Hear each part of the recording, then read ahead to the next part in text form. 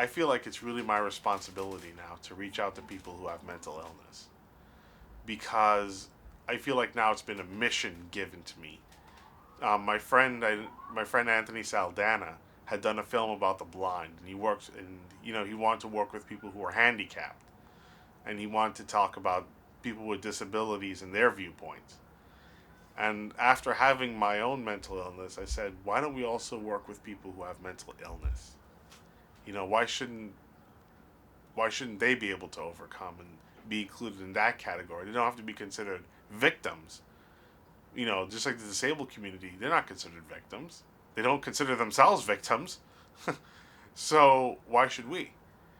And I really think that we bring those issues to light because, we look at the mainstream media and we see, well, they'll do like a sound bite about a story. I remember I looked at some of the sound bites they did, and some of those sound bites had like very little information on OCD, and the reporter just kept asking like, "Why do you do that?"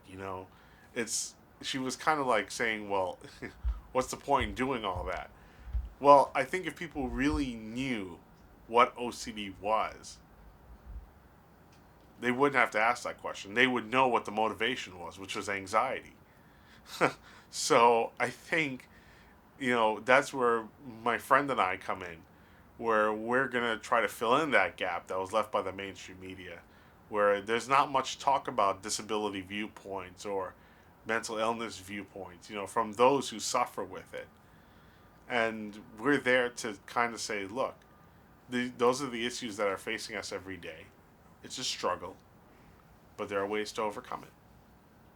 And I think that's what we're meant to do in terms of film.